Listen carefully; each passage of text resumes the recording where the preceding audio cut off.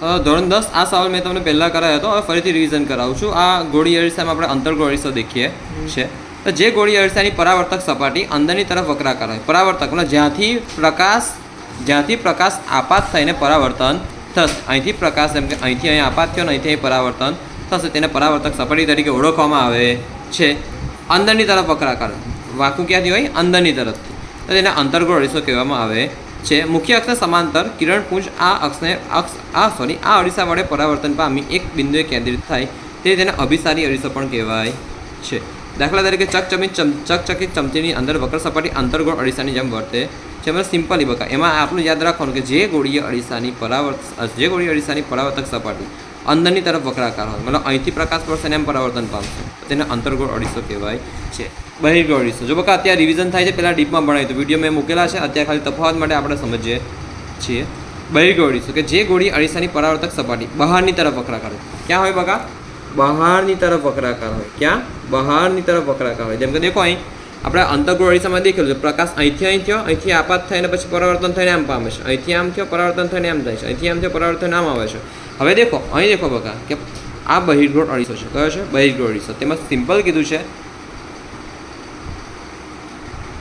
જે ગોળીય અરીસાની પરાવર્તક સપાટી બહારની તરફ વક્રાકાર હોય તેને બહિર્ગોળ અરીસો કહેવાય છે. આપણે એનો તફાવત દેખીએ, અંતર્ગોળ અરીસો અને બહિર્ગોળ અરીસો. તો તેની સપાટી અંદરની સપાટી પરાવર્તક હોય છે, મતલબ અહીંથી પ્રકાશ એમ આપાત થશે ને એમ પરાવર્તન પામીને આ સાઈડ આવશે, અહીંથી પ્રકાશ આપાત થશે પરાવર્તન પામીને આમ આવશે, અહીંથી આપાત થશે પરાવર્તન પામીને પાછળ જશે. તેના વડે વાસ્તવિક તેમજ આભાસી એમ બંને પ્રકારના પ્રતિબિંબ મળે છે. વાસ્તવિક મતલબ સેમ ટુ સેમ, આભાસી મતલબ ભાસ થાય તેવા. તેના વડે મળતું આભાસી પ્રતિબિંબ હંમેશા વસ્તુ કરતાં કેવું હોય છે? મોટું હોય છે.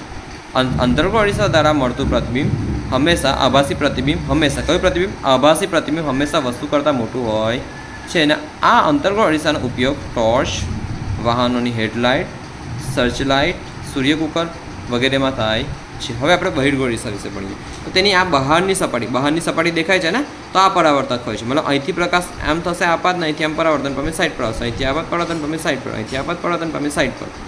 તેના વડે ફક્ત આભાસી પ્રતિબિંબ મળે છે. જો અંતર્ગોળ અરીસામાં બે વસ્તુ હતું, આભાસી તેમજ વાસ્તવિક. પણ આમાં ફક્ત કયું મળે છે? આભાસી જ. ફક્ત કયું મળે છે? આભાસી જ.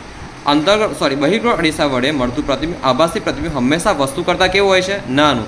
જ્યારે અંતર્ગોળ અરીસા વડે મળતું આભાસી પ્રતિબિંબ હંમેશા વસ્તુ કરતાં કેવું હોય છે? મોટું. બહિર્ગોળ અરીસા વડે મળતું આભાસી પ્રતિબિંબ હંમેશા વસ્તુ કરતાં નાનું હોય છે. અને બહિર્ગોળ અરીસાનો ઉપયોગ વાહનોમાં સાઇડ ગ્લાસ તરીકે થાય છે. શાના તરીકે થાય છે? સાઇડ ગ્લાસ તરીકે થાય છે. જેમ કે આપણે જે ગાડીનો કાચ લગાવ્યા ને અહીંયા આગળ સાઇડ ગ્લાસ તો ખબર જ હશે, આવો સિમ્પલ કાચ લગાવ્યા છે, તેને સાઇડ ગ્લાસ તરીકે ઓળખવામાં આવે છે. અહીં વચ્ચે વિચારો કે આ 4 વ્હીલ છે, તો 4 વ્હીલના સાઇડ પણ અહીં જે ગ્લાસ લગાડે, આટલો મોટો ના આવે પણ જરી ગમતો આવે, તો તેને શું કહેવાય? સાઇડ ગ્લાસ કહેવાય છે. ફરીથી રિવિઝન કરાવું છું. અંતર્ગોળ અરીસો તો તેની અંદરની સપાટી કેવી હોય છે? પરાવર્તક. અંદરની સપાટી પરાવર્તક હોય છે. હવે બહિર્ગોળ અરીસો તેની બહારની સપાટી પરાવર્તક હોય છે, બહારની આ સાઈડની સપાટી અને અંદરની આ સાઈડની સપાટી. તેના વડે અંતર્ગોળ અરીસા વડે વાસ્તવિક તેમજ આભાસી બંને પ્રકારના પ્રતિબિંબ મળે છે. જ્યારે બહિર્ગોળ અરીસામાં ફક્ત કયું પ્રતિબિંબ મળે છે? આભાસી પ્રતિબિંબ જ મળે છે. અંતર્ગોળ અરીસા વડે મળતું આભાસી પ્રતિબિંબ હંમેશા વસ્તુ કરતાં કેવું હોય છે? મોટું. જ્યારે બહિર્ગોળ અરીસા વડે મળતું આભાસી પ્રતિબિંબ હંમેશા વસ્તુ કરતાં કેવું હોય છે? નાનું. અંતર્ગોળ અરીસાનો ઉપયોગ ટોર્ચ, વાહનોની હેડલાઇટ આ મેન લાઇટ આવે તે, સર્ચ લાઇટ છે, સૂર્યકુકર વગેરેમાં થાય છે. જ્યારે બહિર્ગોળ અરીસાનો ઉપયોગ વાહનોમાં સાઇડ ગ્લાસ તરીકે થાય છે. હવે આપણે અંતર્ગોળ અરીસાના ઉપયોગો જોઈશું. તો ટોર્ચ, સર્ચલાઇટ, વાહનોની હેડલાઇટ વગેરેમાં પરાવર્તક તરીકે કાનું તમને તફાવતમાં કીધું. હવે દેખો, દાઢી અને મેકઅપ કરતી વખતે અરીસામાં ચહેરાનું મોટું પ્રતિબિંબ જોવા માટે તમે વાળંદના ત્યાં જોવો છો, બાર્બરને ત્યાં તમે જોવું છો. દાંતના ડૉક્ટરો દર્દીઓના દાંતનું મોટું પ્રતિબિંબ જોવા માટે, જેમ કે દાંતના ડૉક્ટરો છે ને આટલું અમથું કંઈક રાખતા હોય છે, આટલું અમથું સાધન કંઈ રાખતા હોય છે, તો અહીંયા વચ્ચે અરીસો હોય તો તમારા દાંતમાં એમ કહીને મોઢામાં એમ કહીને નાખશે અને પછી ચેક કરશે કે દાંતમાં ક્યાં સડો છે, ક્યાં સડો નથી, ક્યાં સર્જરી કરવાની છે. સૂર્યકુકરના સૌર ભઠ્ઠીમાં મોટા અંતર્ગોળ અરીસા વાપરી સૂર્યપ્રકાશને કેન્દ્રિત કરી ગરમી મેળવવા માટે. આનો હું ફોટો બતાવીશ. સૂર્યકુકર અને સોલર ભઠ્ઠીમાં મોટા અંતર્ગોળ અરીસા વાપરી સૂર્યપ્રકાશને કેન્દ્રિત કરી શું મેળવવા? હીટ મેળવવા, ગરમી મેળવવા. ડૉક્ટરના હેડ મિરર તરીકે દર્દીની આંખો, કાન, નાક અને ગળા જેવા ભાગોની તપાસ કરવા. ડૉક્ટરના હેડ મિરર તરીકે અહીં છે ને માથા એક મિરર રાખેલો હોય તો તેના તરીકે દર્દીની આંખો, કાન, નાક અને ગળા જેવા ભાગોની તપાસ કરવા. અને હું ફોટો બતાવીશ તમને. રિફ્લેક્ટિંગ ટેલિસ્કોપ મતલબ દૂરબીનમાં મોટા અંતર્ગોળ અરીસામાં સ્પષ્ટ પ્રતિબિંબ જોવા. આ પરીક્ષામાં માર્ચ 2022માં પૂછાય તો 25માં શક્યતા છે, પૂછાવાની શક્યતા છે. ફરીથી કહું છું, શામાં ઉપયોગ થાય છે તો કે ટોર્ચ, સર્ચલાઇટ, વાહનોની હેડલાઇટ વગેરેમાં પરાવર્તક તરીકે. દાઢી અને મેકઅપ કરતી વખતે અરીસામાં ચહેરાનું મોટું પ્રતિબિંબ જોવા માટે.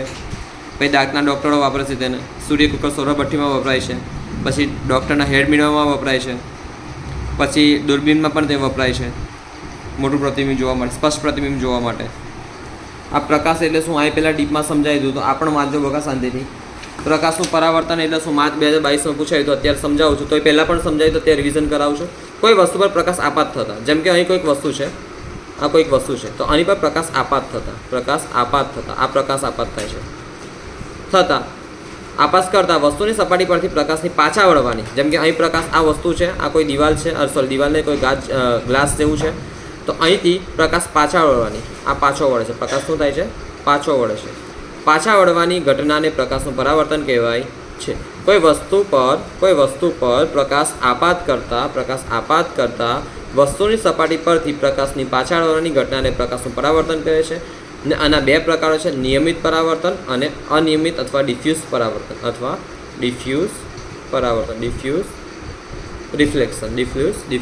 રિફ્લેક્શન. નિયમિત અને અનિયમિત પરાવર્તન પણ છે આગળ, કે જ્યારે પ્રકાશનું સમાંતર કિરણપુંજ ચળકતી સમતલ, આ છે ને ચળકતી છે, સમતલ છે, સીધી છે, લીસી સપાટી પર આપાત થાય છે ત્યારે પરાવર્તિત પ્રકાશનું કિરણપુંજ ચોક્કસ દિશામાં સમાંતર રહે છે. જો હવે દેખો સિમ્પલ, જ્યારે આપાત થાય છે ત્યારે પરાવર્તિત પ્રકાશનું કિરણપુંજ મતલબ અહીંથી આમ જાય છે, સમાંતર છે એક પ્રકારના, બરાબર. પ્રકાશના આ પ્રકારના પરિવર્તનને નિયમિત પરિવર્તન કહે છે. આ આકૃતિમાં દર્શાવેલ છે. હવે ઉદાહરણ, સમતલ અરીસા વડે થતું પ્રકાશનું પરાવર્તન, તો આ નિયમિત પરાવર્તન હોય. સમતલ અરીસો જેમ ઘરમાં આપણે દેખીએ છીએ, બરાબર, તેના વડે નિયમિત પરાવર્તન થાય છે. જ્યારે અનિયમિત પરાવર્તન, જેમ કે આપણા ઘણા કોઈક કાચનું ટેબલ હોય, કાં તો કોઈક અલગ વસ્તુ હોય જેના પરથી પ્રકાશનું પરાવર્તન થાય, જેમ કે ઉદાહરણ છે પુસ્તક, ખુરશી, ટેબલ વગેરે વડે થતું પ્રકાશનું પરાવર્તન. પ્રકાશનું અનિયમિત પરાવર્તન, જ્યારે પ્રકાશનું સમાંતર કિરણપુંજ અનિયમિત કે ખરબચડી સપાટી. અનિયમિત મીન્સ કે એનો આકાર કંઈક આવો હોય કાં તો આવો હોય, જેમ કે આ સપાટી છે, પછી અહીંયા આટલામાં ખાડો હોય, આ સપાટી છે, પછી આટલામાં ખાડો હોય, અને અનિયમિત પણ કહી શકાય, બરાબર. બીજી બી ઘણી બધા ઉદાહરણ આવે છે. આપાત થાય છે ત્યારે પરાવર્તિત પ્રકાશનું કિરણપુંજ, પરાવર્તિત મીન્સ પાછા ફરતા, સમાંતર રહેતું નથી, છે ને, આ સમાંતર રહેતું નથી. જો એમ જાય છે, એમ જાય છે, અલગ જ દુનિયામાં જાય છે કંઈક, પરંતુ સમગ્ર વિસ્તારમાં ફેલાય છે. અને પ્રકાશના આ પ્રકારના પરાવર્તનને અનિયમિત પરાવર્તન કહેવાય છે, ઇરેગ્યુલર પરાવર્તન કહેવાય છે, અનિયમિત પરાવર્તન કહેવાય છે. એના ઉદાહરણ છે પુસ્તક, ખુરશી, ટેબલ વગેરે વડે થતું પ્રકાશનું પરાવર્તન. આ સિમ્પલ સવાલ છે. એક આ સવાલ લખવાનો છે 3 વખત. પછી આ પહેલાં આ તો આપેલો જ છે. પછી આ અંતર્ગોળ અરીસો, બહિર્ગોળ અરીસો 3 વખત. અને છેલ્લે આયરો સવાલ, હજુ પણ છે, અંતર્ગોળ અરીસાના ઉપયોગો 3 વખત. અને છેલ્લે આયરો સવાલ છે, આયરી તફાવત છે, આ પણ 3 વખત. અને હું રવિવારે આનો ટેસ્ટ લઈ શકું છું. રેડી રહેજો.